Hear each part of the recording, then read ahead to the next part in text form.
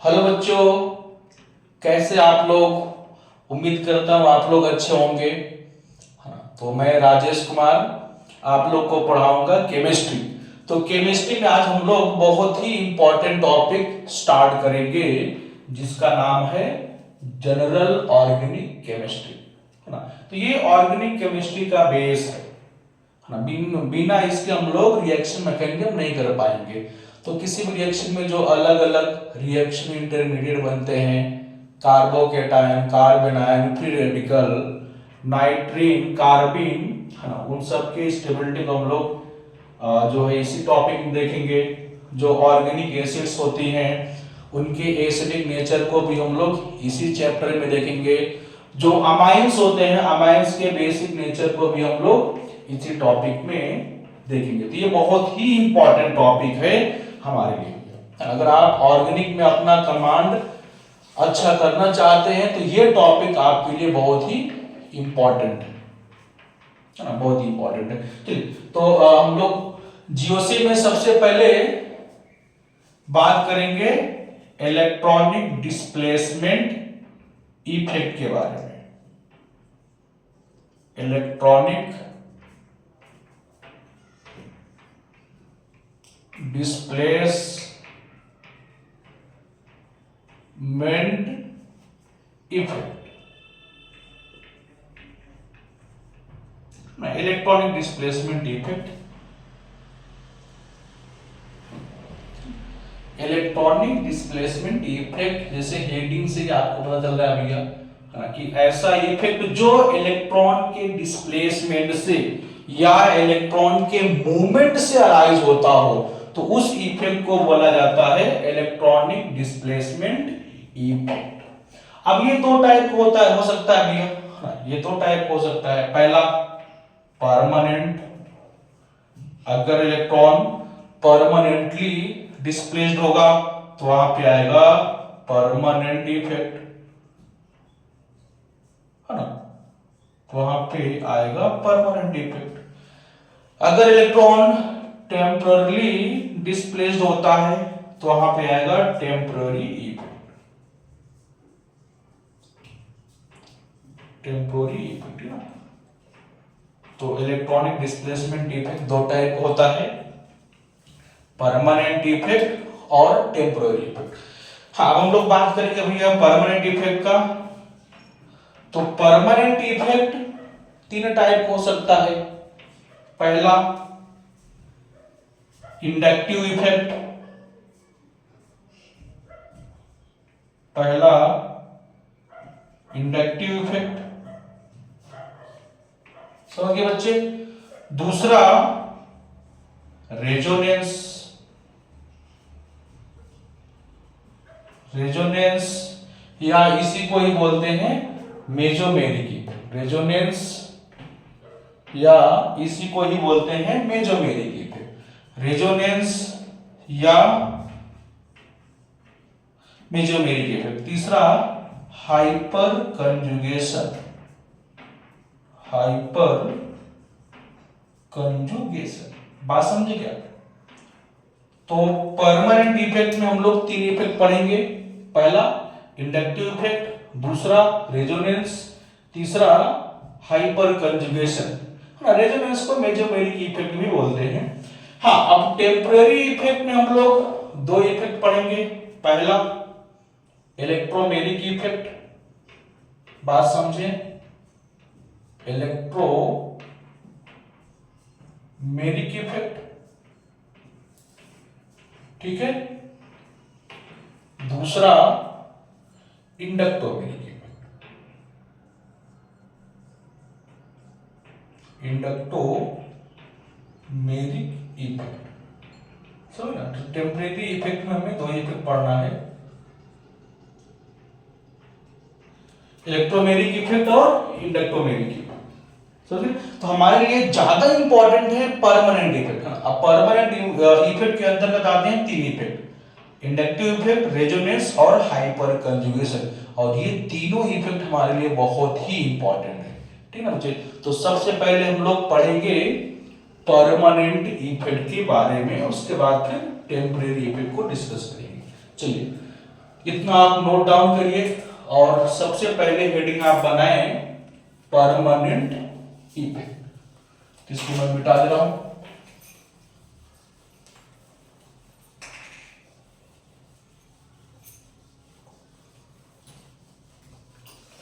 और permanent effect में आप सबसे पहले हेडिंग लिखें inductive effect.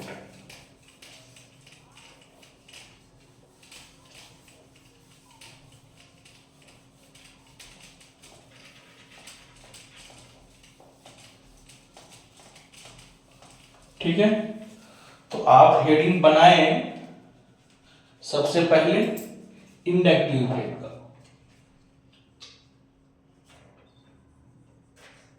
Inductive effect, inductive effect को आप शॉर्ट फॉर्म में आई इफेक्ट बोलेंगे। और ये देखिए, ये भी अब permanent effect.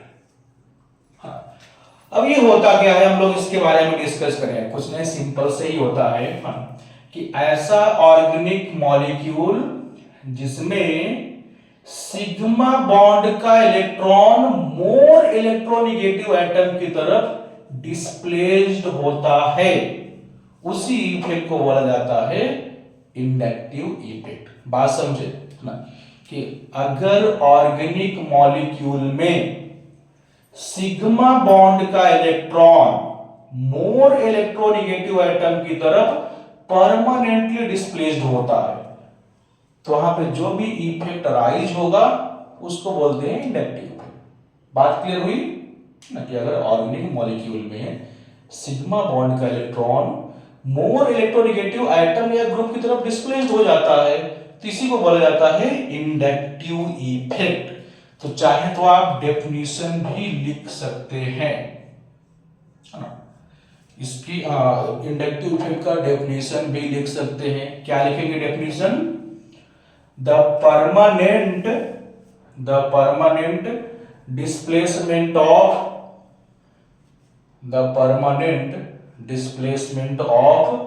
Sigma electron towards more electronegative atom is known as inductive effect। समझ गए मेरी बात? डेफिनेशन क्लियर हुई है ना। चलिए, तो देखिए ना, तो ये है ना, इंडक्टिव इफेक्ट अराइज हो रहा है due to difference of electronegativity of atom. तो यहां पे ये भी बात आप नोट करके लिख सकते हैं, ये ना, कि it is arises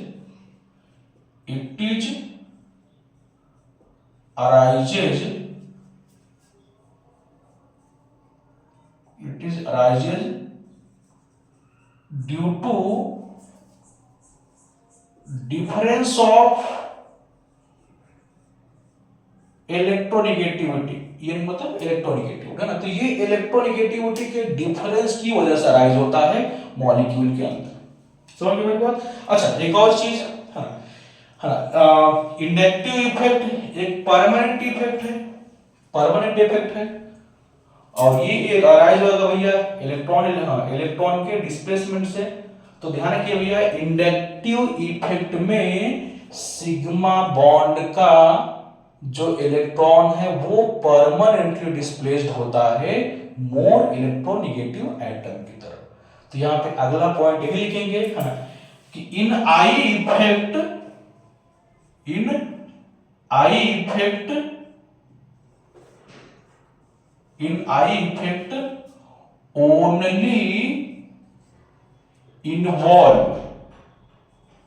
only involves sigma electron. इसके ऊपर आपको क्वेश्चन मिलेंगे। तो इंडक्टिव इफेक्ट में सिग्मा बॉन्ड के इलेक्ट्रॉन ही इन्वॉल्व होते हैं, पाई बॉन्ड के इलेक्ट्रॉन इंडक्टिव इफेक्ट में इन्वॉल्व नहीं होते। बात समझ गए क्या? ठीक है ना। तो ये बात अच्छे दिमाग में बैठेगी भैया। चलिए एक एग्जांपल हम लेते हैं इंडक्टिव इफेक्ट का। जैसे इसमें हम लोग एग्जांपल लेते हैं, हमने ले लिया एक ऑर्गेनिक मॉलिक्यूल, बस इंडक्टिव इफेक्ट को समझने के लिए। मान लेते हैं कि इस ऑर्गेनिक मॉलिक्यूल में 4 कार्बन एटम हैं ओपन चेन में। अब यहाँ पे हम लोग कार्बन एटम की वैलेंसी को नहीं दिखा रहे हैं सेटिस्फाई करते हुए। अब मान लेते हैं किसी एक कार्बन से जुड़ गया भैया लिथियम एटम कोवैलेंट बॉन्ड के माध्यम से। बात समझे? यहाँ पे हमने कार्बन के वैलेंसी को नहीं सेटिस्फाई कराया है, बस समझने के लिए लिखा है। अब यहाँ पे कंपेयर करिए, अब यहाँ पे कंपेयर करिए इलेक्ट्रोनेगेटिविटी को, कार्बन और लिथियम के। तो कार्बन की इलेक्ट्रोनेगेटिविटी होती है 2.5 और लिथियम कितनी होती है भैया 1।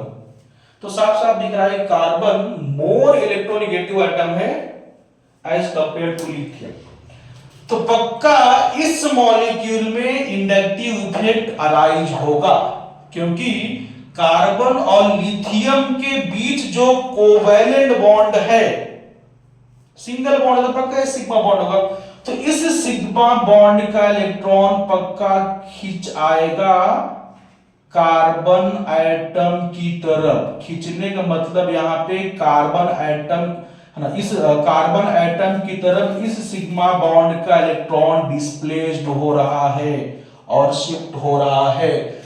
तो और डेफिनेशन ये है ना कि अगर सिग्मा बॉन्ड का इलेक्ट्रॉन मोर इलेक्ट्रोनेगेटिव एटम की तरफ डिस्प्लेस्ड होता है तो उस इफेक्ट को बोला जाता है इंडक्टिव इफेक्ट। तो इस मॉलिक्यूल में भी आप देख सकते हैं कि कार्बन और लिथियम के बीच जो सिग्मा बॉन्ड है, तो इस सिग्मा बॉन्ड का इलेक्ट्रॉन कार्बन की तरफ शिफ्ट होगा या डिस्प्लेस्ड होगा कार्बन के इलेक्ट्रोनेगेटिविटी की वजह से। तो हम लोग बोल सकते हैं कि इस मॉलिक्यूल में इंडक्टिव इफेक्ट ऑपरेट हो रहा है इस सिग्मा बॉन्ड के डिस्प्लेसमेंट की वजह से, जो कार्बन की तरफ डिस्प्लेस्ड हुआ है।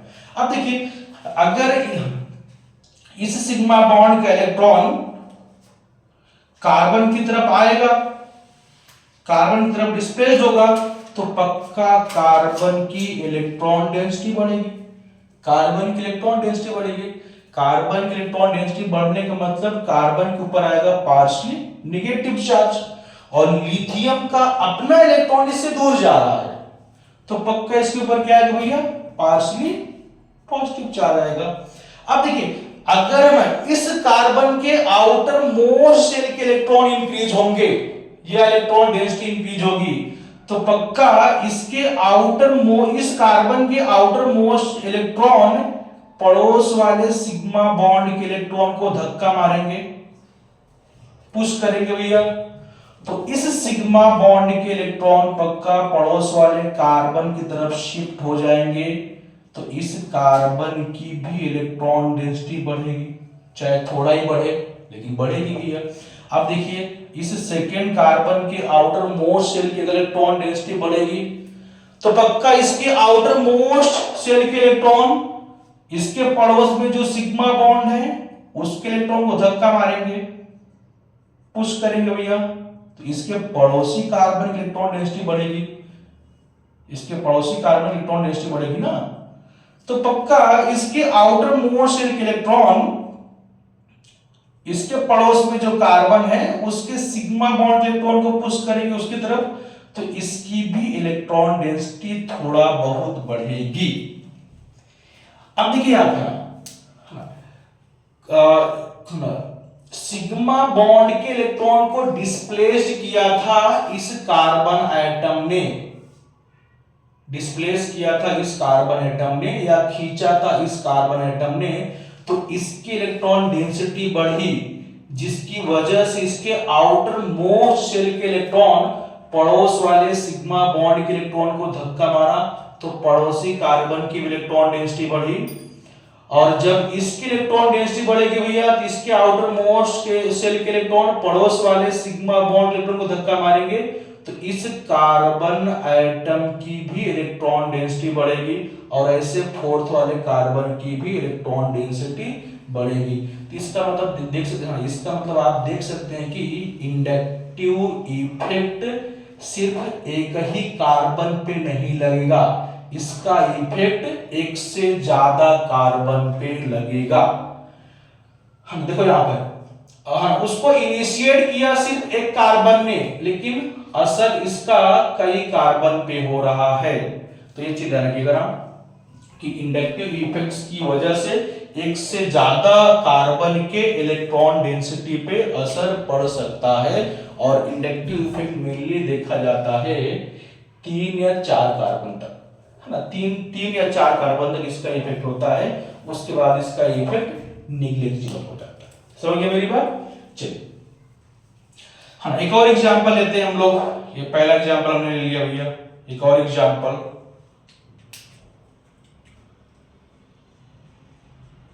एक और ओपन चेन ले रहा हूं जिसमें 4 कार्बन एटम है, और इसको भी हम लोग समझने के लिए ले रहे हैं। इसमें भी कार्बन की बची हुई वैलेंसी को मैं नहीं दिखाऊंगा, बस समझने के लिए। अब मान लेते हैं कि इस नीचे वाले मॉलिक्यूल में कार्बन के साथ जुड़ गया है फ्लोरीन। अब इनके इलेक्ट्रोनेगेटिविटी को आप कंपेयर करिए, आपने पढ़ा होगा पक्का पीरियोडिक टेबल में इलेक्ट्रोनेगेटिविटी को।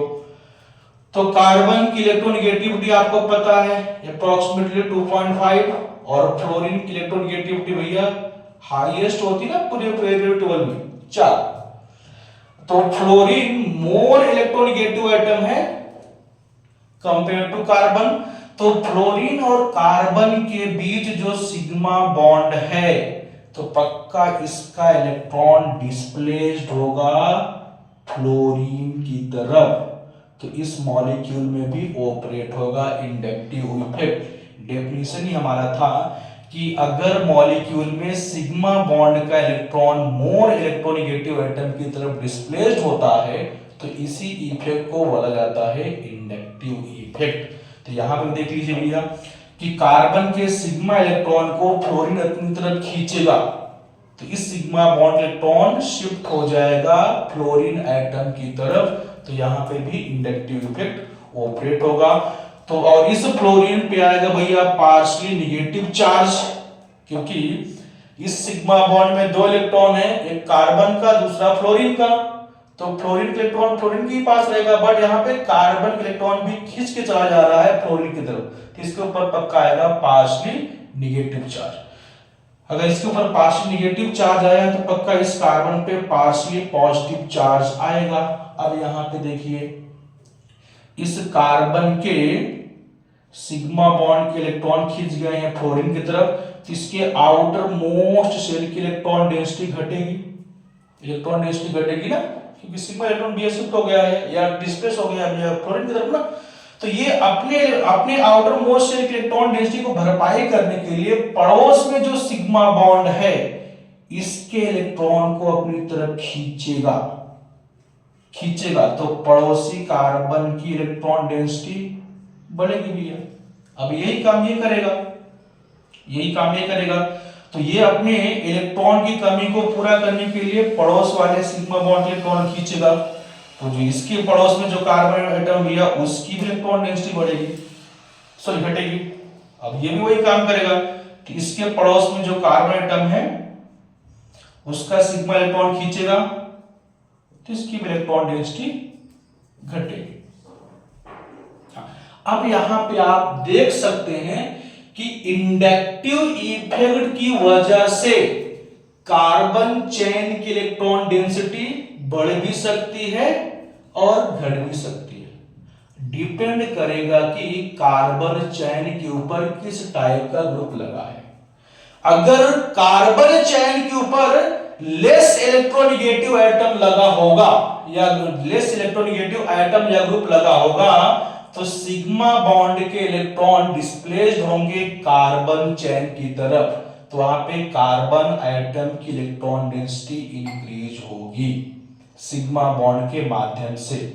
इसके जस्ट अपोजिट अगर कार्बन चेन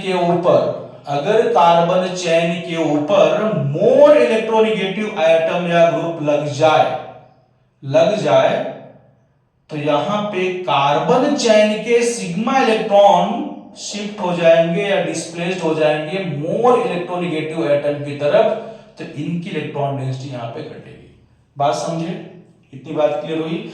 एक और चीज देखिए भैया, इंडक्टिव इफेक्ट डिस्टेंस के ऊपर डिपेंड कर रहा है ना जो कार्बन एटम मेन सोर्स के जितना करीब होगा उसके ऊपर इंडक्टिव इफेक्ट का असर ज्यादा होगा और जो कार्बन एटम मेन सोर्स से जितना दूर होगा उसके ऊपर इंडक्टिव इफेक्ट का असर कम होगा।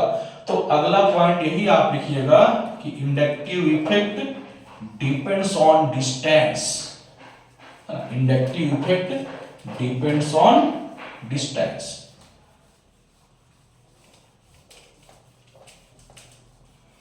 बात समझे? चलिए हाँ, तो ये लिख लिया होगा ना कि inductive effect depends on distance and inductive effect is inversely proportional to the distance from main source. जो इंडक्टिव इफेक्ट को जनरेट कर रहा है inversely proportional to the distance from main source. Distance from main source. जो carbon atom main source वाले group या atom के जितना करीब होगा उसके ऊपर इंडक्टिव इफेक्ट का असर उतना ज्यादा होगा और जो कार्बन एटम मेन सोर्स से जितना दूर होगा भैया उसके ऊपर इंडक्टिव इफेक्ट का असर उतना कम होगा। समझे? तो जो कार्बन एटम मेन सोर्स के जितना करीब होगा आई इफेक्ट का असर उतना ज्यादा होगा। जो कार्बन मेन सोर्स से जितना दूर होगा उसके ऊपर आई इफेक्ट का असर उतना कम होगा। डिस्टेंस के इनवर्सली होगा। दूरी घटेगी तो इंडक्टिव इफेक्ट का असर ज्यादा होगा। दूरी बढ़ेगी तो इंडक्टिव इफेक्ट का असर ज्यादा होगा। यहाँ पे कंफ्यूज मत होना। दूरी कम है तो इंडक्टिव इफेक्ट का असर ज्यादा है, दूरी ज्यादा है तो इंडक्टिव इफेक्ट का असर कम होगा। ठीक है ना? तो ये चीज थोड़ा ध्यान रखिएगा। अगला इसमें एक और point, inductive effect mainly measure किया जाता है with respect to H atom, यानी हाइड्रोजन आइटम के रिस्पेक्ट में इंडक्टिव इफेक्ट को मेजर किया जाता है। ठीक है कि इट इज मेजर्ड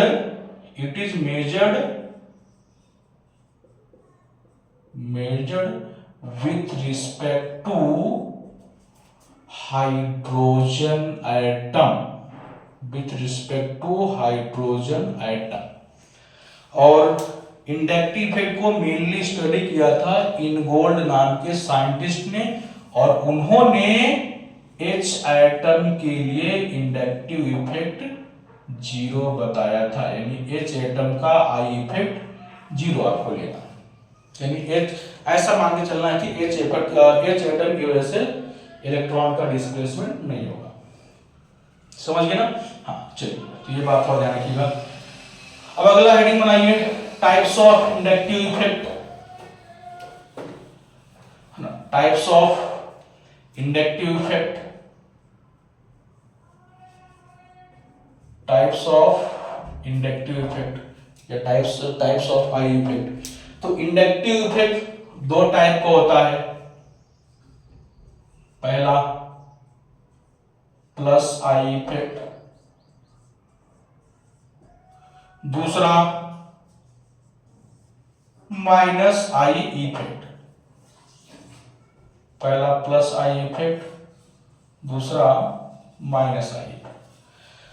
तो अब सबसे पहले आप हेडिंग बनाइए प्लस आई इफेक्ट, इसको डिस्कस करते हैं, उसके बाद हम लोग माइनस आई इफेक्ट को डिस्कस करेंगे। समझ गए मेरी बात? चलिए लिखिए प्लस आई इफेक्ट, हेडिंग बनाइए। अब ये क्या होता है, यहाँ पे प्लस साइन क्या इंडिकेट कर रहा है कि ऐसा आइटम या ग्रुप आप लगाएं, ऐसा आइटम या ग्रुप आप लगाएं कार्बन चैन के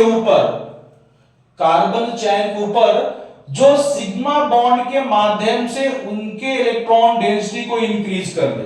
ऐसा आइटम या ग्रुप जो सिग्मा बॉन्ड के द्वारा कार्बन चैन के इलेक्ट्रॉन डेंसिटी को इंक्रीज कर दें, सिग्मा बॉन्ड के द्वारा, सिग्मा बॉन्ड के इलेक्ट्रॉन के द्वारा उनके इलेक्ट्रॉन डेंसिटी को इंक्रीज कर दें, वो सारे ग्रुप शो करेंगे plus I effect.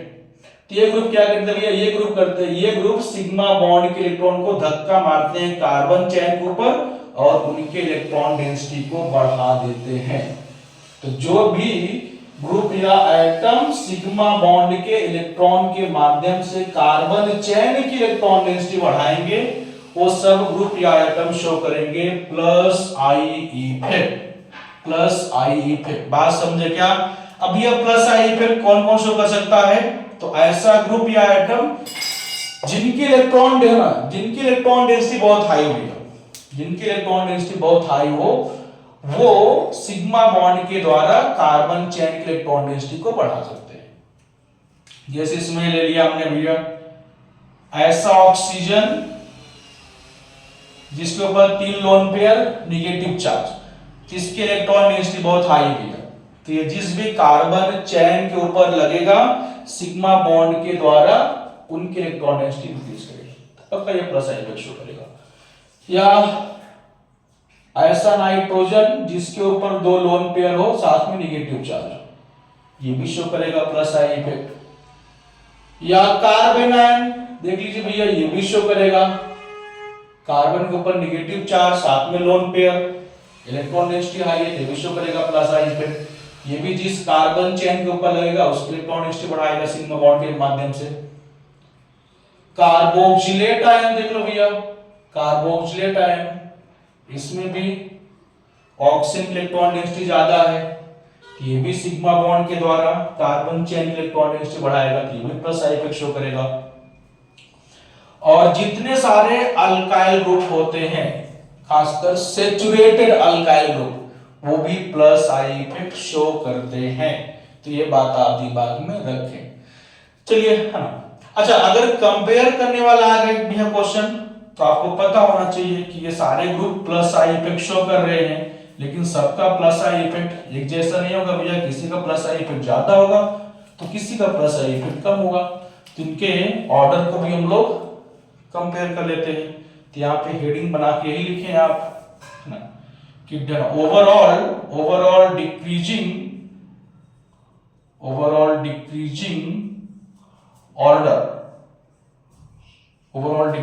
Order of plus I effect, overall decreasing order of plus I effect. तो सबसे पावरफुल प्लस आई इफेक्ट लगाता है, सबसे पावरफुल प्लस आई इफेक्ट लगाता है कार्ब एनायन, मतलब ऐसा कार्बन जिसके ऊपर निगेटिव चार्ज हो। ठीक है, क्योंकि कार्बन की इलेक्ट्रॉन नेगेटिविटी कम है, ठीक ना, इसलिए ये प्लस आई इफेक्ट ज्यादा लगाएगा। इसका प्लस आई इफेक्ट ज्यादा होता है। उसके बाद होता है ऐसा नाइट्रोजन जिसके ऊपर एक निगेटिव चार्ज 2 लोन पेयर, इसका होता है। उसके बाद फिर ऐसा ऑक्सीजन जिसके ऊपर 3 लोन पेयर और एक निगेटिव चार्ज। उसके बाद फिर कार्बोक्सिलेट आयन का प्लस आई इफेक्ट होता है।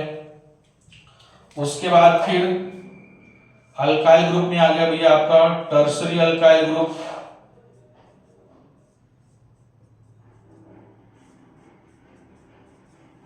जिसमें मेन कार्बन पे 3 मिथाइल ग्रुप लगे हो या 3 अल्काइल ग्रुप लगे हो, इसका प्लस आई इफेक्ट। उसके बाद फिर ऐसा ग्रुप जिसमें मेन कार्बन के ऊपर 2 अल्काइल ग्रुप लगे हो, इनका प्लस आई इफेक्ट होगा भैया।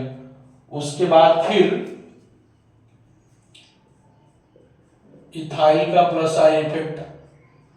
उसके बाद फिर मिथाइल का प्लस आई इफेक्ट। और सबसे कम प्लस आई इफेक्ट होता है H आइटम का, 0 होता है, जिसको इनगोल्ड ने बताया था। तो ये तो हो गया भैया प्लस आई इफेक्ट, ठीक है ना। चलिए, तो वीडियो हम लोग ज्यादा लंबा नहीं करेंगे, इसको यहीं पर रोकते हैं। बाकी जो माइनस आई इफेक्ट है भैया उसको हम लोग देखेंगे नेक्स्ट क्लास। समझ गए भैया? तो यहाँ पे हम लोग वीडियो को रोकते हैं, बाकी देखेंगे नेक्स्ट क्लास में। थैंक यू देखने के लिए।